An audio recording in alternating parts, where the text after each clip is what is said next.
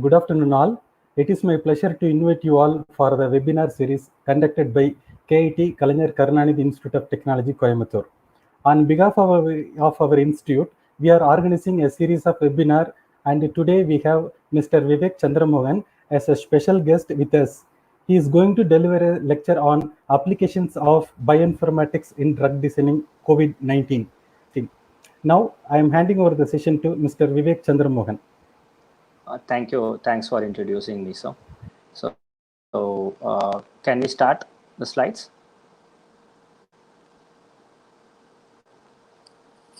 Okay. So good afternoon, one and all. So already, sir explained about my introduction. So I'm going to talk about today the topic of applications of bioinformatics in drug designing, especially COVID-19. So we worked on different projects in our lab. So I'm going to talk about what is bioinformatics and what and all it will be there. So I'm just going to talk about these things. First of all, I would like to thank Kalaignarkarunanidhi Institute of Technology to giving this opportunity for presenting webinar series. And I just want to start my slides. Okay, fine. So my slides consist of these are the areas. One is what is bioinformatics and applications of bioinformatics, and drug designing for COVID-19, what our researchers, what we have done till now related to COVID-19, and recent my publications, and about there is one program name called Biotechnology Skill Enhancement Program. So that's we are going to discuss today. Thank you. Fine. So I just want to give some glimpse of what is bioinformatics. So first we should understand what is bioinformatics, then we can go for the applications of bioinformatics. So the bioinformatics, in the sense, it is very, very versatile department, versatile area. We can call it as a, we used to study the molecular biology and statistics and computer. So these three areas joined, it is nothing but bioinformatics. So the bioinformaticians are good at molecular biology and statistics and computational work. In the sense, the computational things, in the sense, like we used to develop databases, we used to develop algorithms, we used to develop like database or different kind of algorithms to solve biological problems. To solve biological problem using computational approach. So for that is nothing but bioinformatics. So we can call it as a bioinformatics as a field. It is an interdisciplinary field. We can work on molecular biology. The molecular biology, in the sense, we can go with protein or nucleotide or carbohydrates or lipids, whatever it is. If you consider protein, so we have a protein sequence, in the sense we have 20 amino acids, and we have a nucleotide sequence, in the sense we have a 4 nucleotide bases, ATGC. So to analyze ATGC's presence in our body, it's very difficult. Manually, it is not possible. We require computational power to perform how many genes and how many nucleotides are present in our body. We required computational source. So at that time, the bioinformatics playing important role. The computer can analyze your biological data and your biological data, and as well as your biological sequence and structural data. So I'll just talk about, then I'll just go to the next slide about why the bioinformatics is important. If you're able to see here, the applications of bioinformatics in drug designing. So what I'm going to show in this slide shows, so there is a sequence, there is a chromosome. In that chromosome, there is a one gene name called MLH gene is present in this place. If you consider that particular gene is responsible for any disease, just if it is maybe is responsible for cancer, or it is responsible for diabetes, or just consider like that. So that MLH1 gene, we just want to know what is the genome sequence of this MLH1 gene. First, what we have to do, we have to take the identify the which location that gene is there, then extract the gene and do genome sequencing or gene sequencing. This is called gene sequence. Once we completed the gene sequence, we have to convert the gene sequence into another option name called protein. That's we used to call as a translation. So we have to convert the DNA into protein. So that we can use bioinformatics way. So once we identify the converter into protein, so what next? Now we understood what is protein. Next, I just want to understand, is that protein is present in any other organism or not? The same protein present in any other organism or not? So that's why the bioinformatics are playing important role in this area. Example, if I identify any protein sequence, I can compare with known databases. The database development also done by bioinformatician. Even the comparison also done by bioinformaticians. For example, I have the sequence, like here I have mentioned somewhere about E, N, C, L, D, all the amino acids. Okay, this is the this particular gene protein sequence. This protein sequence I just want to compare against different databases. If you're able to see here in the bottom table, this image, it shows this particular sequence. It is similar to Drosophila. It's similar to C. elegans, yeast, and as well as bacteria. So what does that represent? This protein is similar to another organisms also. So this particular sequence having, there are some structures will be there. So first we have to understand what is structure. So every proteins are having sequence that your people already studied: primary, secondary, tertiary, and quaternary. So we have primary informations in this place. We have primary information. Secondary information in the sense, we should have an alpha helical region, beta sheet region, or loop region, or whatever. There are many regions will be there. Okay, first we should understand where and all the regions are located. The tertiary region is nothing but a structure. You can able to see this. This is the structure of any protein. For example, these proteins are playing important role in almost all the diseases. Okay, so this we used to call as a target. 90% of the diseases based on the protein misfunctions. There is a different function happens. That is what we are going to discuss in my slide, the next slide. The same entire concept I'm going to explain in COVID related things. Okay, so you can able to see here I mentioned one circle. This circle is nothing but drug binding circle. It's we used to call as an active site or else binding site. So that the drug can bind this place, it can activate or it can deactivate. So the entire thing we can perform using computer. So that is nothing but bioinformatics. So this application I given related to only related to drug designing. As sir already mentioned, my area of interest in different areas like metabolomics and cancer genomics and all the other things. I'm working on genome sequencing wise also, and as well as drug designing wise also. Okay, so comes to the next slide. So I'm going to explain now what work we have done in our lab related to bioinformatics in drug designing for COVID-19. So as we already know, COVID-19, so coronavirus, and all over the world, people are affecting with the coronavirus. Almost till now, almost 43 lakhs, 26,963 people were affected in coronavirus all over the world. As well as in India, almost 74,243 patients were available in India itself. So it is a very pandemic disease, we already know.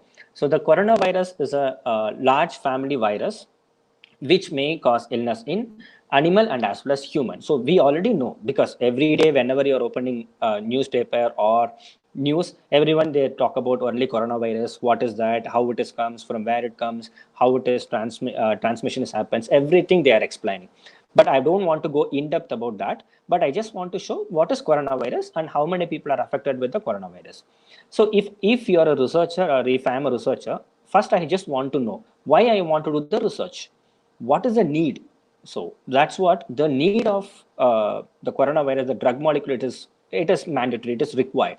So as a bioinformatician, as a biotechnologist, we need to develop a new molecule to cure coronavirus. So that's why we selected this project in my lab as a computational work, because we cannot do in vitro or in vivo studies for virus as of now.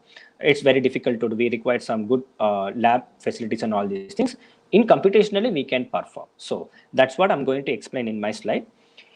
So if you're able to see, this is the virus structure, how it looks. As we already know, So this virus is a viral, it is a RNA virus. This virus consists of, there is a one segment name called spike protein. This is called spike protein, and we have membrane protein, and we have envelope protein, and as well as RNA. Okay, so what does this represent? These spike proteins are most important protein in the virus. Okay, so in the next slide, I'm going to explain how the spike protein comes, from where the spike proteins comes, from where the nucleocapsid protein or envelope protein, everything comes from where. I'm going to show in the next slide. Before going to that, I just want to show how the virus enter into our body, what is happening in our body. After that, what happens? See, once the virus enter into the body, so the virus having one region name called the spike protein. Okay, so we have done this work. I'm going to explain the next slide. So what we have done, this spike protein I mentioned, right? This is the spike protein. Okay, this spike protein, it's having its own sequence. Okay, this sequence, it is not matching with another spike protein name called, for example, bat genome sequence. Example, there is a one genome sequence name called bat genome sequence. Okay, the bat genome sequence is not similar to this particular glycoprotein. So what does that represent? Bat, that particular virus can affect only bat, but this virus can affect human. How we compare? We did bioinformatics analysis for the entire genome sequence. In my next slide, I'll just show and I'll come back. If you're able to see here, in this slide, I mentioned, so there is a SARS coronavirus genome sequence is there, and MERS coronavirus genome sequence is there, and as well as other genome sequence also we have mentioned. Okay, see, this represent this particular sequence, it is similar to human coronavirus sequence. For example, if you consider here SARS coronavirus spike protein and MERS coronavirus spike proteins are present here, and even recent coronavirus spike proteins also similar. That represent these three sequence only can affect human. Okay, the spike protein, it has its unique sequences that can affect our body. So this is the spike protein structure. So it is recently published. So I just uploaded this structure. I guess 13th March they published this structure. I'll explain the next slide. Okay, so what does that means? The spike protein goes and attached to our human cell, then it will enter to our cell. This is what happens here. If you're able to see here, the spike proteins are attaching with our human receptor, that receptor name called ACE2. That receptor, once it is entered to the receptor, this viral particle, it is nothing but a viral RNA, can transfer into our cell. Once it is transferred, what will happen? So that's the important point. Our main aim of our study is, once it is entered, what happens? What and all will happen? So what we have done, once it is entered into the place, this viral RNA, it will convert it into different process, then it will come out. So you can able to see, this is the life cycle of the virus. One virus is entered into the body. Once enter into the viral RNAs were enter into the cell, and there is a ribosome will be there in our body. The normal RNA converted into protein. That protein is responsible for replication. Once the protein replication happens, this will come out. That means one virus goes inside, it will come more than lack of virus. So, and that time automatically the cell death will happen. So this is what the entire life cycle. Now I'm going to explain what are the process of this. Once the virus enter into the place, what and all it's going to happen. So that is, I'm going to explain in my next slide. Okay, so if you're able to see this particular slide, this particular slide represent this viral genome. This is our viral genome, the entire viral genome.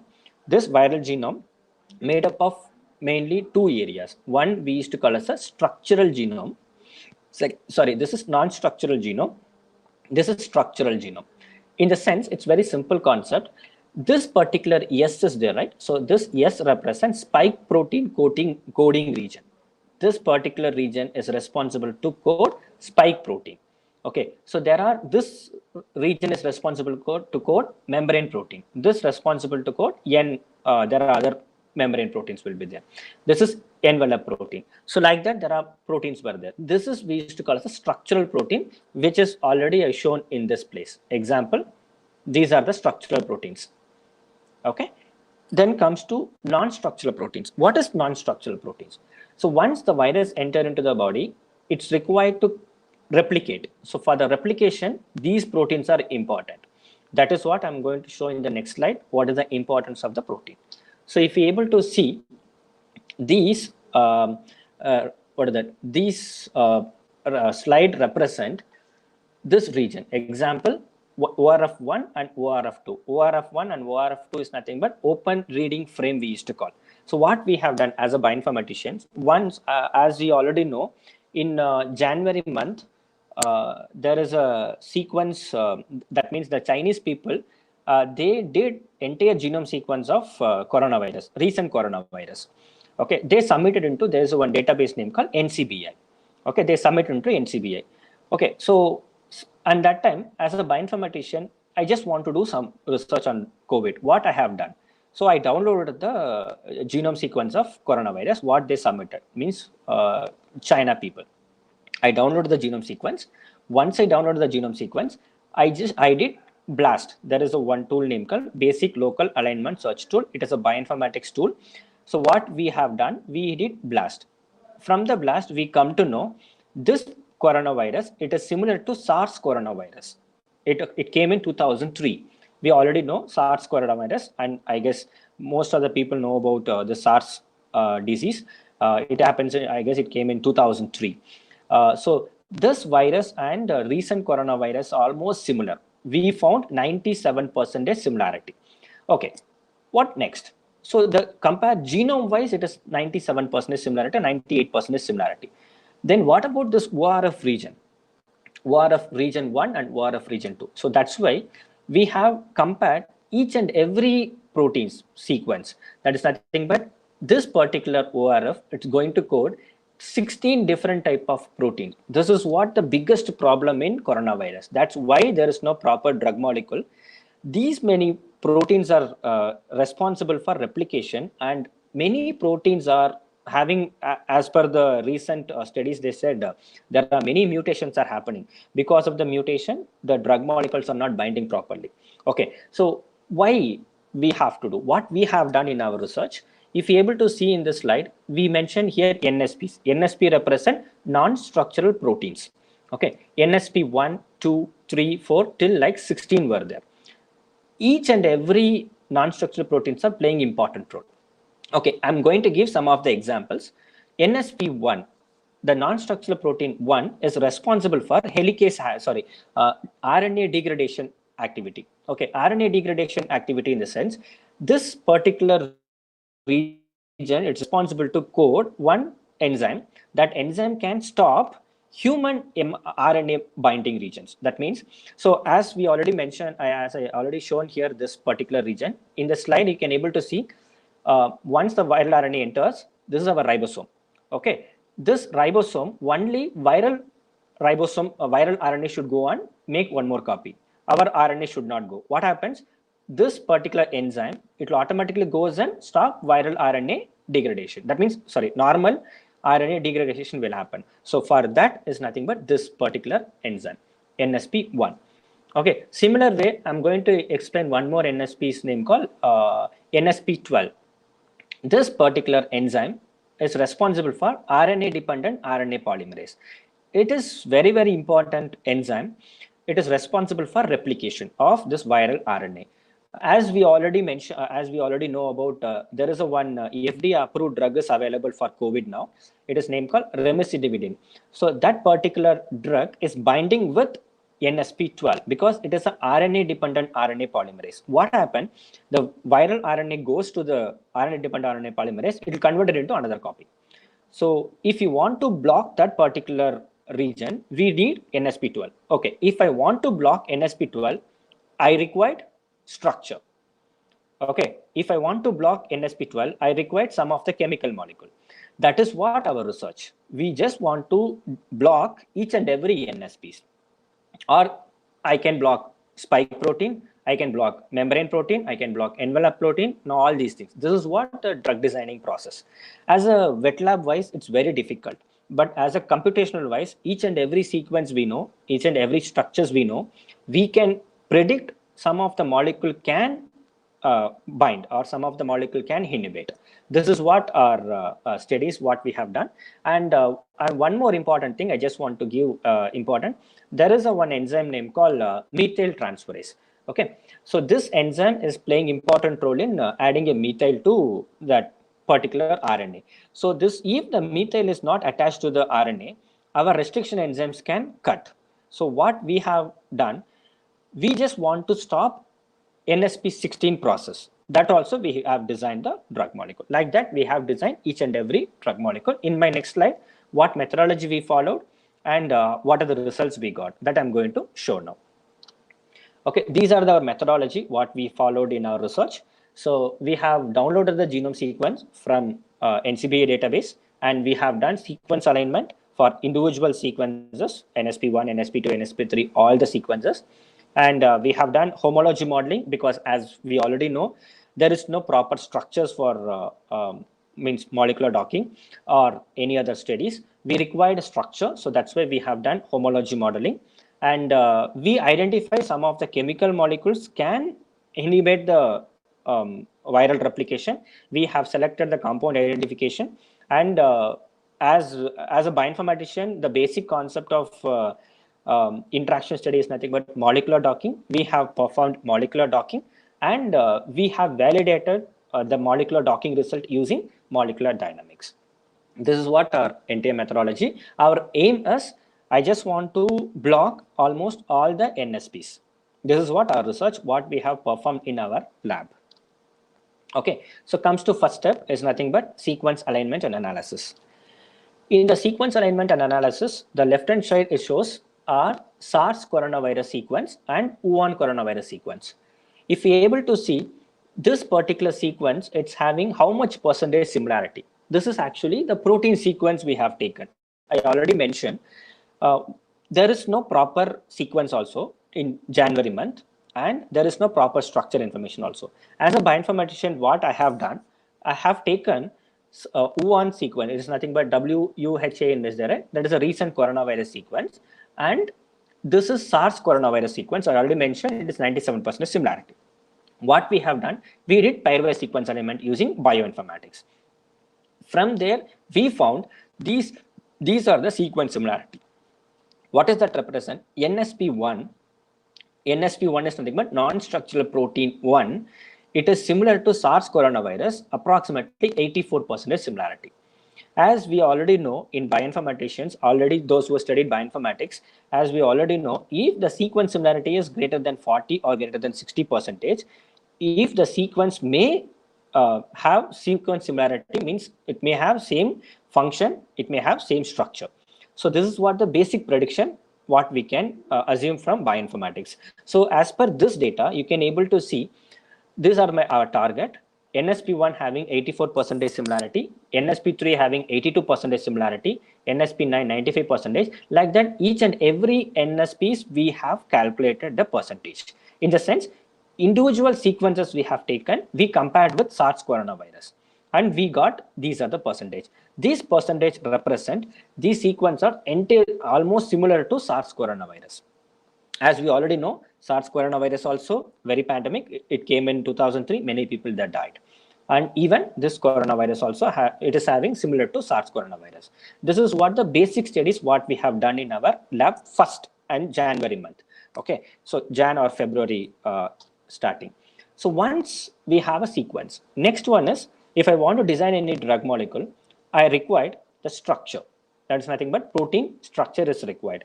So for protein structure, as in January month, as we already know, at that time this particular sequence were very new.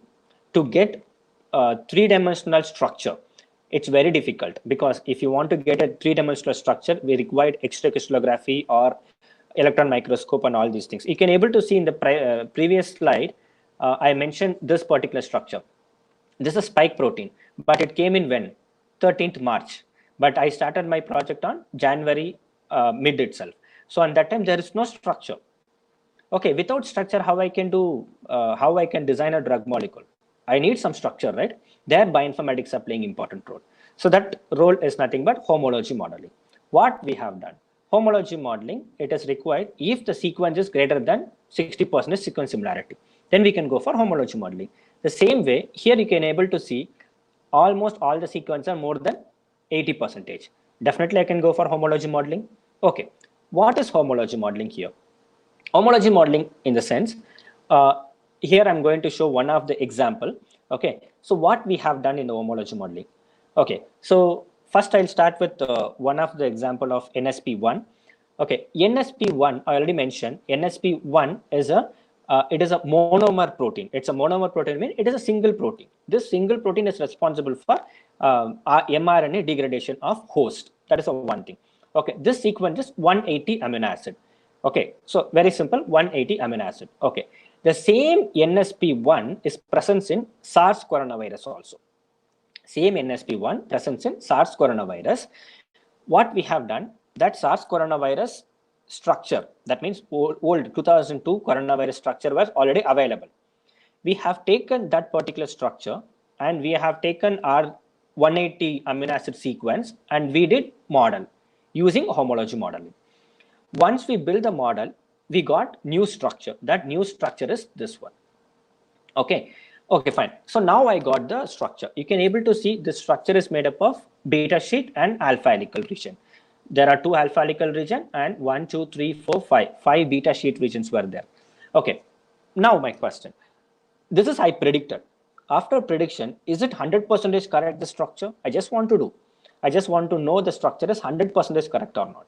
Okay, what we have done, there is an option called refinement. We used to call as a refinement using bioinformatics approach itself, the structural refinement. That structural refinement also we have done using bioinformatics softwares, like there is one tool name called Mod Refiner. So that tool, it will refine, that means it will minimize your amino acid sequences, means structures. So for that validation, we have performed Ramachandran plot. As we already know what is Ramachandran plot, I guess you people have studied in biochemistry or in bioinformatics subject. Ramachandran plot is very, very important for validation of protein structures. Okay, as we come to know, the Ramachandran plot shows 99.2% is favored region. In the sense, my structure is proper. We can say the structure is become properly organized. In the sense, like here we have there are some dotted lines are there, black dots. This represents a beta sheet regions. Which amino acids are like to be in beta sheet region, that will be there in this place. Which amino acids are like to be in alpha helical region, that is there in this place. Which amino acids are like to be in disallowed region, that will be there in this place. Generally, glycine, it used to present in outer region because of doesn't have any side chain. So that will be there in the outside. Okay, but this diagram, this image shows my structure. That means my favorable region is this structure. Whatever we build a structure, it is 99.2% validated properly. Okay, once I validated, I just want to confirm is that my structure, and as I mentioned previously, we have done homology modeling using once the model is completed, and then we did refinement. Okay, before refinement and after refinement, we just want to compare. Is it our structure has become any structural changes happens or not? There is no much structural changes. How we come to know? Because of the superimpose of this 2 structures. That blue color and green color represent old one. That means homology model structure. Green color represent refined structure. Then we got this RMST value is 0.282. This represent the structure has become more close. Okay, this shows our model is proper, and even Ramachandran plot also proper. Individual model we have performed. This is what bioinformaticians work. Okay, so I said, right, this is a NSP1. And one more important, bioinformaticians are not only one software they used to run. We ran 3 softwares to perform these things. In that best result only, I'm just showing to you people. But I cannot reveal all the results because I'm planning to, already manuscript is ready, like we are planning to submit the work. I'm not going to mention all the results in my slides. Okay, go to the next slide. In the next slide, there is one more protein name called NSP3. Non-structural protein 3. This non-structural protein 3 is responsible for ubiquination. So this enzyme also monomer it consists of 289 amino acid. The same way we have taken the sequence. So try to understand how we did. We have taken the sequence. We have taken the sequence kind of things, and we have done alignment. After alignment, we have built using a different softwares. After building, we have done refinement. This is the after refinement structure. This particular structure is made up of, there are different alpha helical and beta sheet region, and there are some zinc ions are present. Okay, this particular metal ions are responsible for replication and adding different things. Okay, so the same structure we have checked Ramachandran plot also, it comes 100% favorable region. So that means the structure is not almost all the residues are in proper condition, and we have compared with before refinement and after refinement structure, we got 0.116 RMST value. Okay, what is this RMST value? You may ask this question. Okay, for example, if able to see this particular diagram, there is a deviation between this blue color and this green color. Okay, these deviation we need to calculate. That is nothing but RMST. We used to call as a root mean square deviation. To check before minimization, that means before refinement and after refinement, how the structure changes happens. That is nothing but RMST. If you have RMST less, that means the structure is compact. If RMST is more, the structure is not compact. Okay, so that is the basic concept of RMST. In this particular studies, we have performed these things in whatever we have softwares in our lab. Okay, so the similar way, this is I already said, it is NSP3. Similar way we have performed for NSP9 also. So NSP9, it is also responsible for single stranded RNA binding. This particular protein is responsible for single stranded RNA binding protein. So why I am showing all the proteins here? See, try to understand, these proteins are responsible for viral replication. What is our aim? If you block, if are able to block all the enzyme, so we can have a drug molecule. That means that particular drug can cure COVID. That things we cannot say 100%. We can suggest this drug can act as a anti-COVID drug. That is what we are trying to do here. But for that we required structure. So that's why we have built all the structures in my research. Okay, so the NSP 9 is a homodimer. Homodimer in the sense, it is not like only one chain, it consists of two chains. Okay, so we used to call as this is actually one chain. It is consist of one more chain also will be present, but I have not shown in this slide. So this particular protein is made up of alpha helical and beta sheets. It's mainly beta sheet. Okay, the same way we have done refinement, and favorable region is 100% and RMST is just 0.173. This shows the before simulation and after, that means before refinement, after refinement, the structure has become proper. It is compact because RMST values are proper. The similar way we perform for, I already said there is one enzyme name called NSP12, RNA dependent RNA polymerase.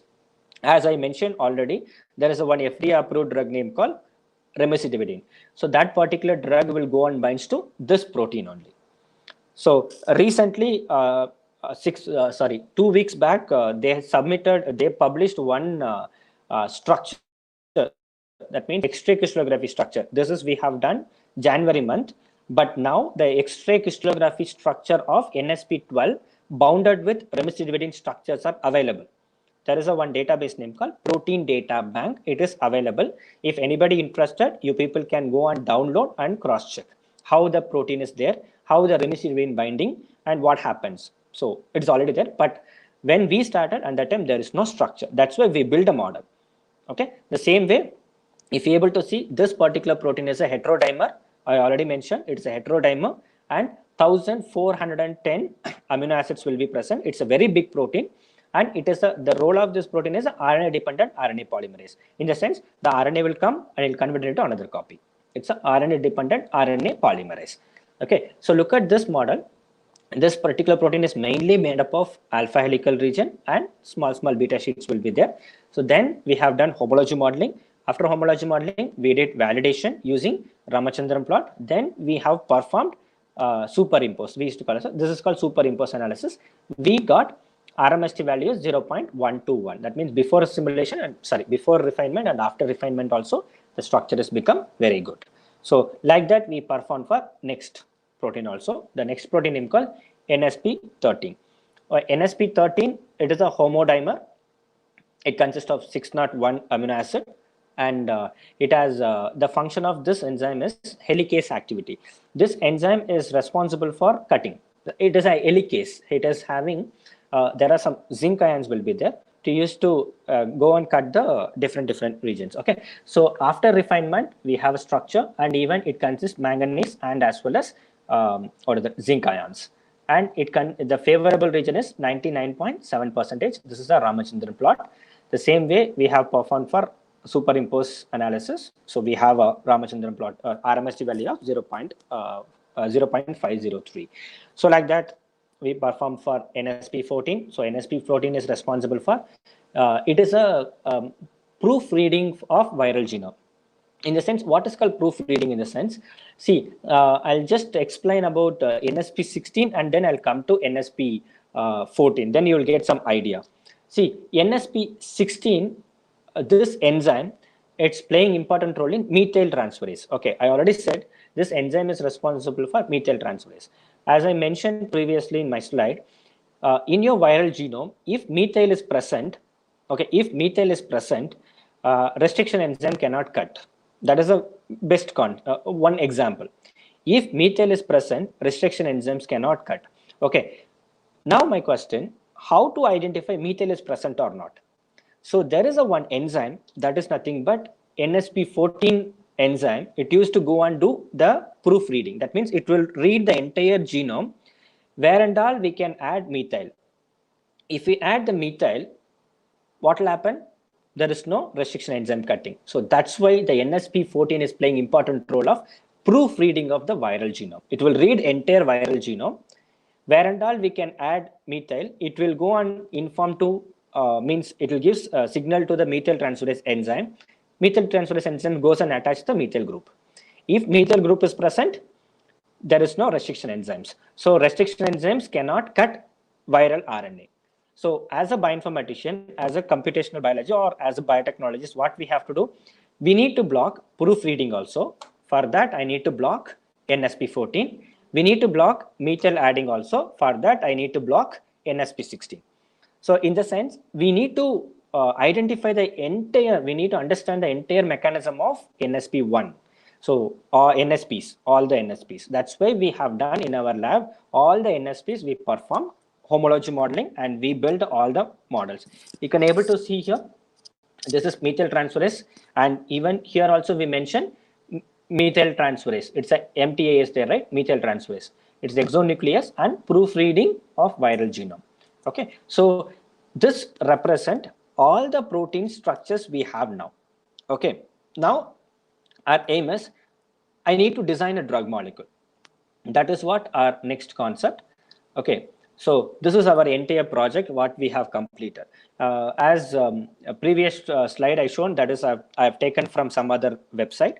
I guess bottom I given the reference, but this is we have performed. This is what we have done in our lab. So you can able to see ORF1, these are the NSPs will be there. So NSP1 is present in ORF1, NSP1 structure we build, NSP3 structures we build, and NSP9 structure also we built, and NSP12 from ORF1B, NSP12 structure also we built it, and NSP13 also we built it, NSP14 also we built it, NSP16 also we built it. So this diagram shows our homology modeling results. The entire results of our homology modeling. And even this is what our main aim of our research, first objective.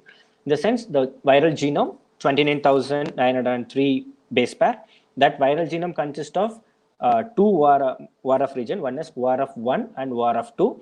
This ORF1 consists of two segments. One is ORF1A and 1B. This ORF is responsible for structural proteins. As I mentioned previous slide, first slide, structural protein in the sense spike proteins, membrane protein, and maybe envelope proteins on all these things. But this particular proteins ORF are non-structural proteins. So as a bioinformatician, our main aim is to build a model. we build a model. So that is what we have done in our lab. Within I guess 2 weeks, we built all the model using different softwares. And comes to the next step. So we have identified the compounds. So what is compound? So as we already know about India is very good for medicinal plants. We already know. Okay. So what we have done, we have selected some plant databases. Okay, but we have not mentioned what is the, yeah, I guess we already mentioned. So the phytocompounds, there is a one database name called phytocompounds database. So that phytocompound database consists of all the chemical compounds. That means natural compounds were available. So for example, if you consider curcumin or neem, what is that, quercetin, or different flavonoids, everything presents in some of the plant. Okay.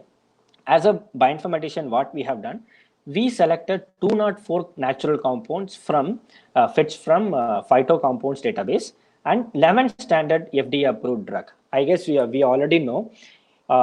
In February month, WHO and other people, they suggested the FDA approved HIV drug can cure what is that, this COVID.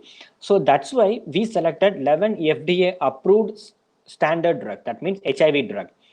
It may block all the NSPs, any one of the NSPs. Our research, it may be our phytocompound or maybe standard compound. That standard is nothing but FDA approved compound.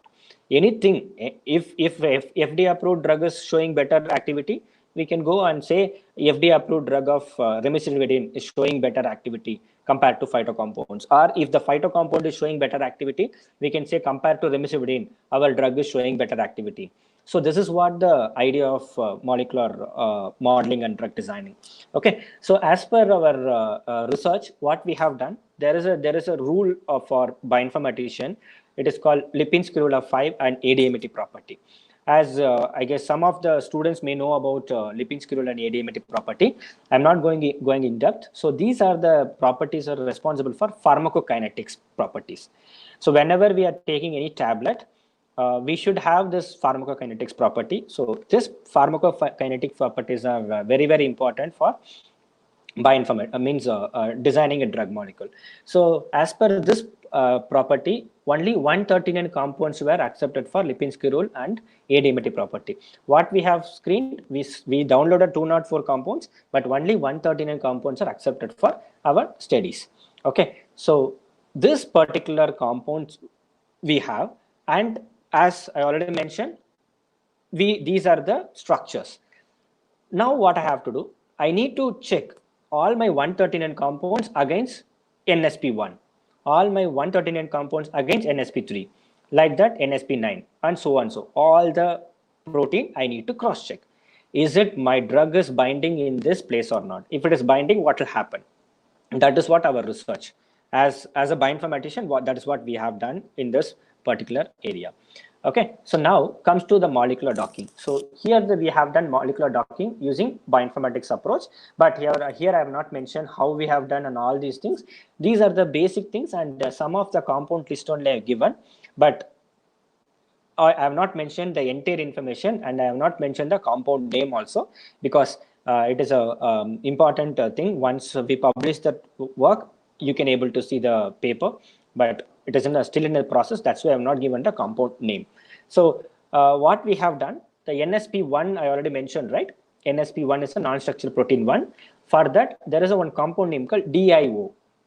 This compound is binding very tightly. Okay, in the sense that we used to call as a docking score, the lowest binding energy is a better binding, better interaction energy. So what we have done, for each and every protein, we perform molecular docking with 139 compounds. In that 139 compound, this DIO compound is showing better activity in this place, and this DIO is binding with, these are the residues. Okay, these are the residues.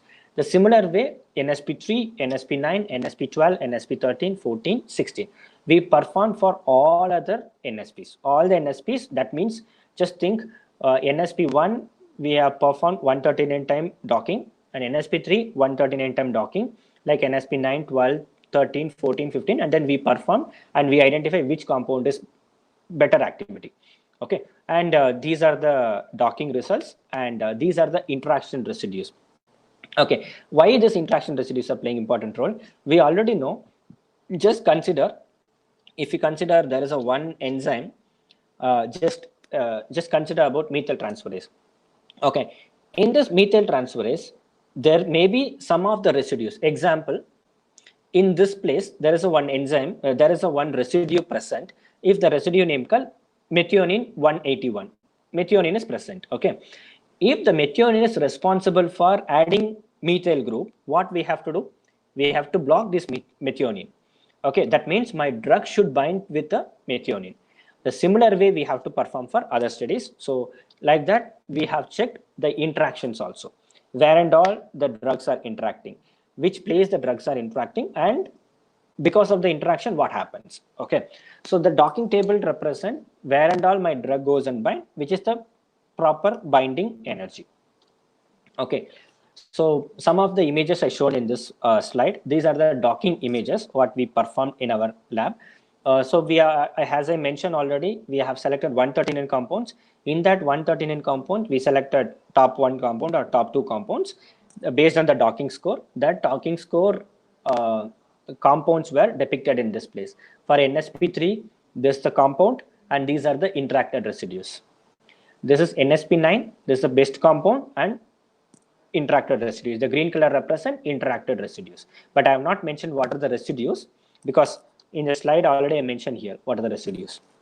Okay, same way NSP12 and NSP13 and NSP14 and NSP16. So I have not mentioned NSP1. So like that, we perform for each and every protein. We got some positive result, prominent results. So what we can say now? Okay, are we going to say that particular drug is binding in the same place? We don't know. For that, we have to do the validation.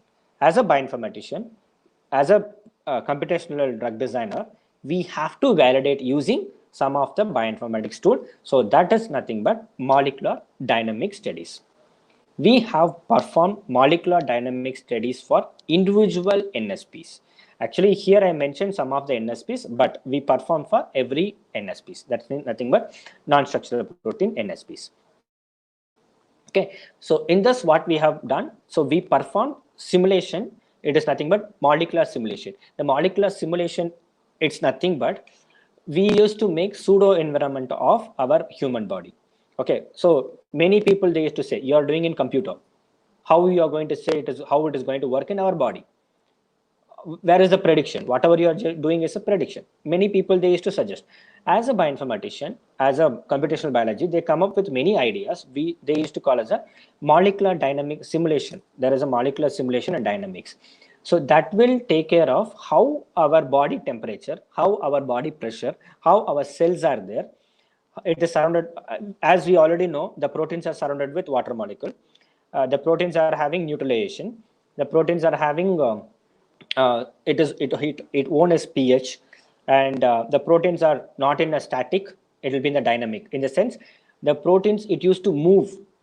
Okay, but in the docking, you can able to see here, it is a static image. Am I right? It is a static image. We cannot say in that particular time my drug goes and bind. Okay, my drug binding time, it is minus 8.4 kilocal per mole. Okay, I can say it is very good. Who knows? Certain time the drug may move outside, right? How I can identify? For that, I just want to perform simulation. In that simulation, we can able to come to know certain time. For example, some nanoseconds or milliseconds or microseconds, we can perform simulation to check, is it my drug molecules are inside the protein or not? Or is it my drug molecule is deactivating or activating the enzymatic function? So that we can identify from this particular dynamic results, but I have not mentioned almost all the dynamic results here, and even it is in a process for publication. That's what I have not mentioned, and even I am not going to explain about this molecular docking and dynamics results. As of now, I guess my slides are almost over. These are the things what we have done. I'll just give my summary of my work.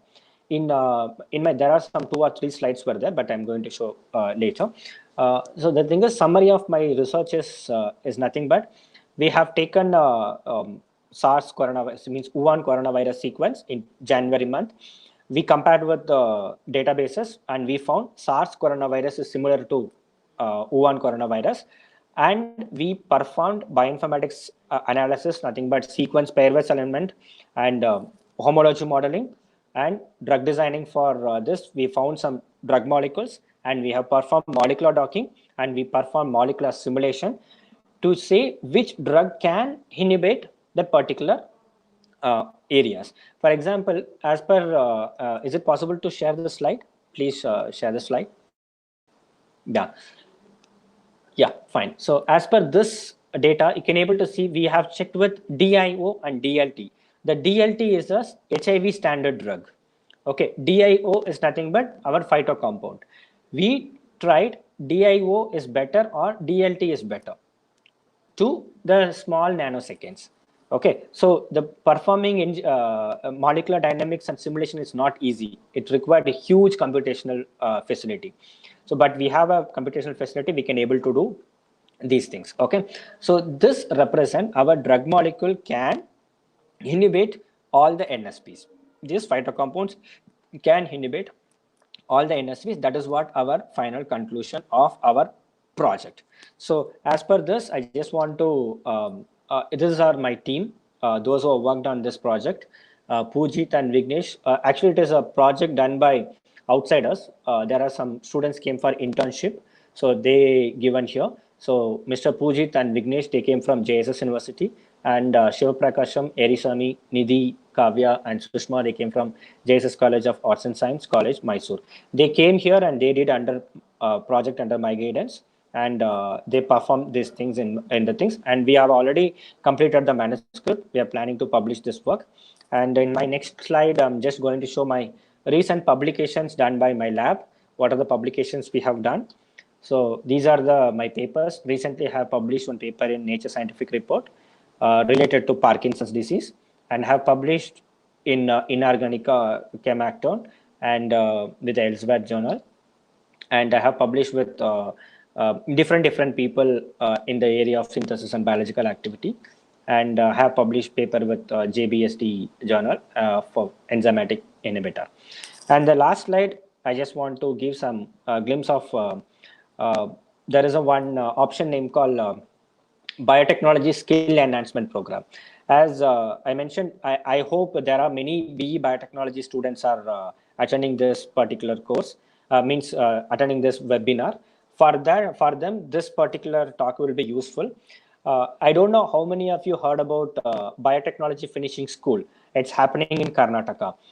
So this particular course is common for all the Indian people. Those who have completed MSc Biotechnology or MSc in Life Science or BE Biotechnology. So this course is very useful for all biotechnologists.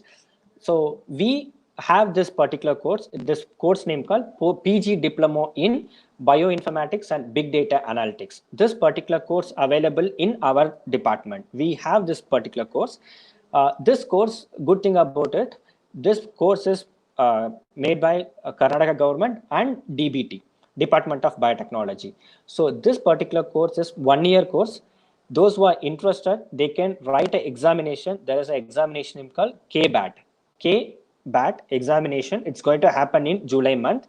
Those who have completed BE Biotechnology or MSc Life Science, they can write this examination. It is an online examination. You can register, you can write examination. After completing your examination, they may call for counseling if your ranking is good and which area you want to select. There are different areas are there. That means we used to call as the domains. For example, bioinformatics is a one domain, cellular and molecular diagnostics, plant tissue culture, or different protein scale up and all these things. So see, if you are interested in bioinformatics, if anybody interested in bioinformatics, they can opt SIT college. If anybody interested in cellular and molecular diagnostics, they can opt different colleges. Almost 18 colleges having this particular program in all over Karnataka. The good thing about this program is it's a 1-year program. First 6 months, they'll be there in the college. We used to teach, we used to train, not like teaching, we used to train. And next 6 months, they'll go for internship. We have MOU with many companies will send for you people for internship. If your performance is good in the internship company, they'll give a job. And one more important point is the students, they'll get 10,000 rupees stay fund every month. Those who have got selected for this particular program, every month they'll get 10,000 rupees stay fund from DBT. And you will get DBT. It is a DBT funded program. If anybody interested, please check. There is one website name called BISEP, BISEP, Biotechnology Skill Enhancement Program. So there they used to provide the what is that gate regulation and all these things when they are going to start the examination. If anybody interested in bioinformatics and drug designing, means big data analytics, they can opt SIT college. It is a very useful program for all BE biotechnology or all life science people. And one more important point is this particular program is accepted with LSSDC. There is a program named called Skill India program. I guess you people have heard about Skill India. In the Skill India, there is a sector named called Life Science Sector, that is called LSSDC. Our program is accredited by LSSDC. That means we have accredited with LSSDC, like how all engineering colleges are accredited with NBA or NAC. Like that, this program is accredited with LSSDC from Skill India program. Okay, we are the trainer for all the bioinformatics people. Okay, if you have any queries, you can ask now. I guess my talk is over. Any questions? I'm happy to answer the question.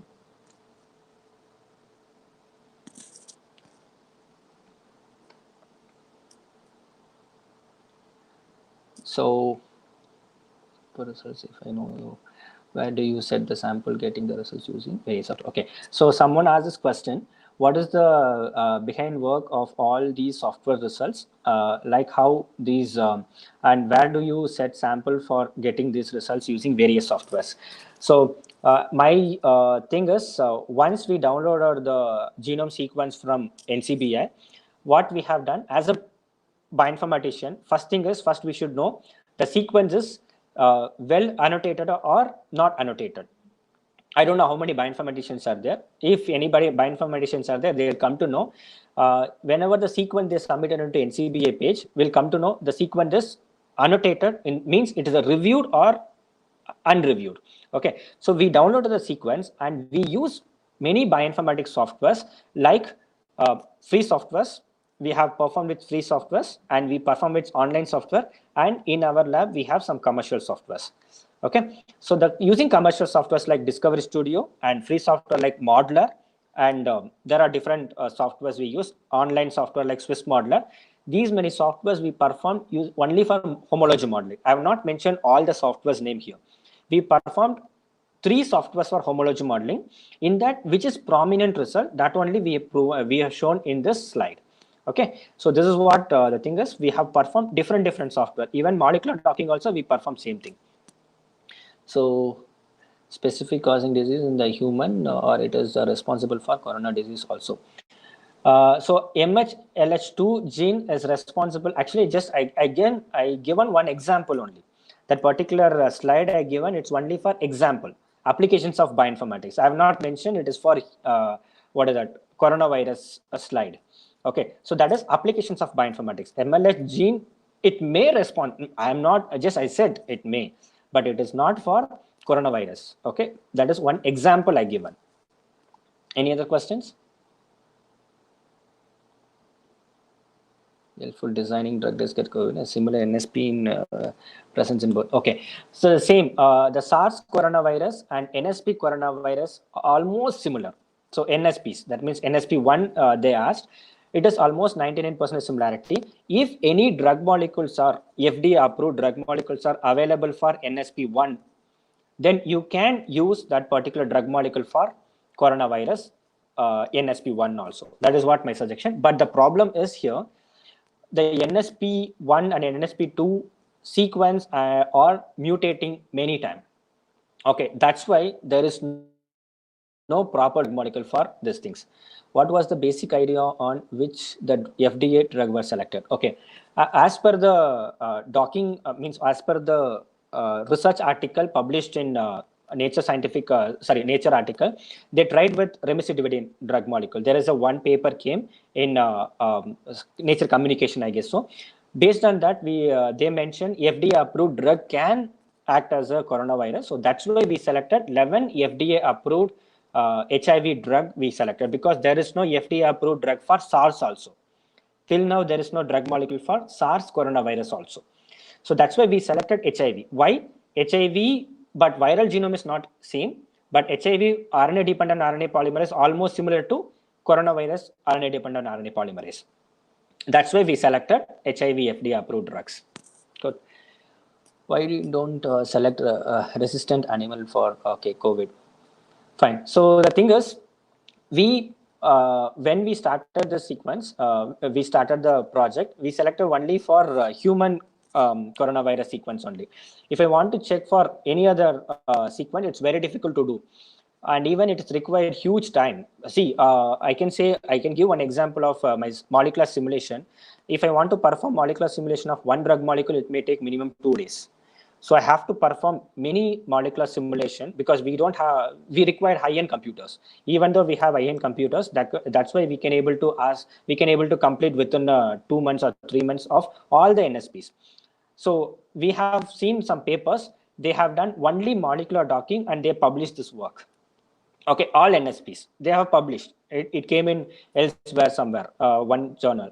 Okay, they did only molecular docking. They have not done molecular simulation. Yeah, remdesivir, hydrochloroquine, and all other things. Out of these, hydrochloroquine is taken to treating patients infected with COVID through the antimalarial drug. Okay, so your question is, there are many drug molecules are there. Why only hydrochloroquine they have taken? Okay, I'll just tell you the important thing of hydrochloroquine. The hydrochloroquine is an antimalarial drug, and when the SARS virus came, so 2003, and that time, these particular drug molecule they tried, and these drug molecules were able to stop antiviral. That means viral replication. So that's why they tried this particular drug molecule. And one more important point: this drug molecules are producing huge number.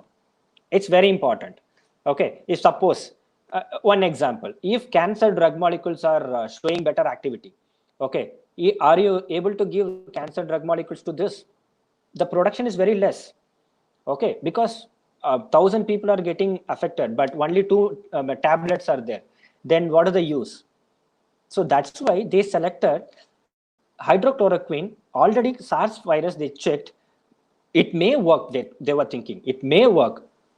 They don't know it will work or not. It may work. They tried, but somewhere it is not accepted. Means there is a mutations or occurs. Even if you see China genome sequence, and even recently Australian people, they submitted the genome sequence, and even other people also submitting their COVID genome sequence. Almost all the genome sequence are having different mutations. Till now, there are 5 mutations they identified. So because of this mutation, the drug molecule may not work. So hydrochloroquine is affected. Okay, a drug called in which we inhibit SARS coronavirus. Okay, in vitro, which protein does interact with the place? Okay, see, it is a SARS coronavirus. So all these things were there, but we have not checked with this particular drug molecule. We have checked with only our drug molecule. That means only antiviral drug molecule. We have not tried with any other drug molecule.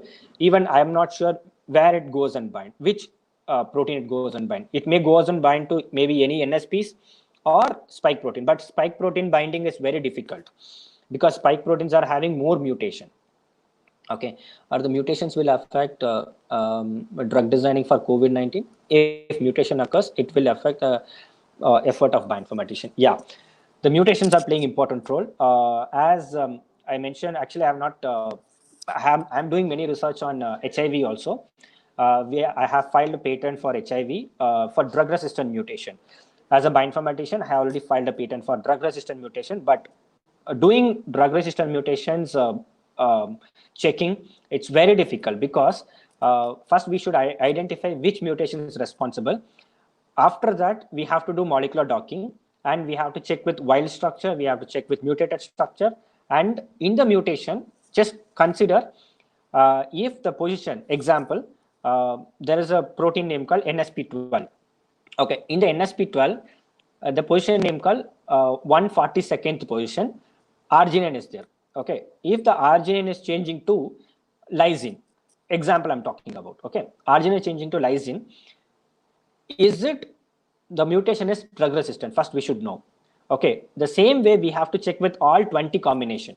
Arginine changes to leucine, arginine changes to alanine, arginine changes to valine, arginine changes to all these things. We have to check all these things, and we need to perform simulation, and then we need to do molecular docking. That is, it's very difficult work, but bioinformatics software wise, we can predict which mutations are drug resistant.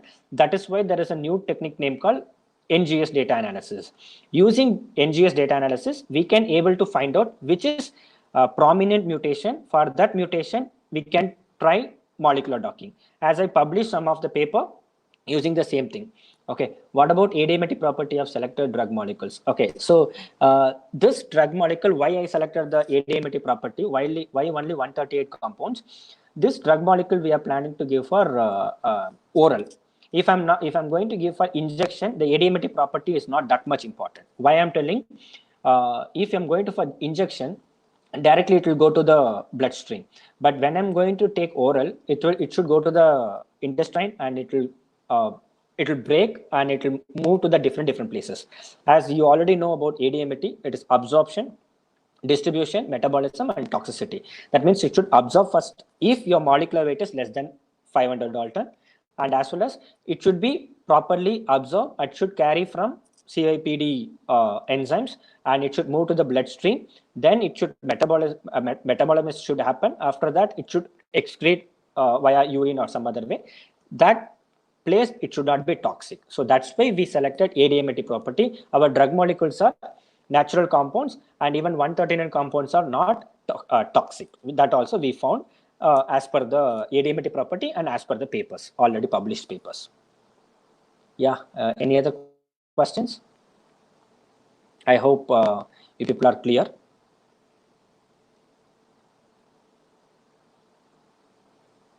Yes, sir.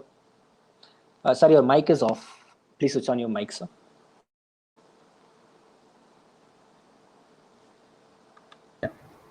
Thank you, Professor Vivek Chandramohan. Heartfelt thanks to Mr. Vivek Chandramohan for delivering a wonderful lecture on application of bioinformatics in drug designing about COVID-19 today. I hope all the audience have enjoyed the lecture. On behalf of the management, administration, faculty members, and the students of KIT-Kalaignarkarunanidhi Institute of Technology, and on behalf of all the audience, I express my sincere thanks to Mr. Vivek Chandramohan, Assistant Professor, SID, Tumakuru, Karnataka, for his valuable lecture, which is needed for this time and design and development of drug against COVID-19. For this program, we got very good response from academicians, students, and industrialists from various parts of the country, even from abroad also. My sincere thanks to our management for sanctioning necessary permission and successful completion of this brainstorming webinar in time. I once again thank you all, and thank you, Dr. Chandramohan, Vivek Chandramohan. Thank you. Thank you, sir. Thank you all.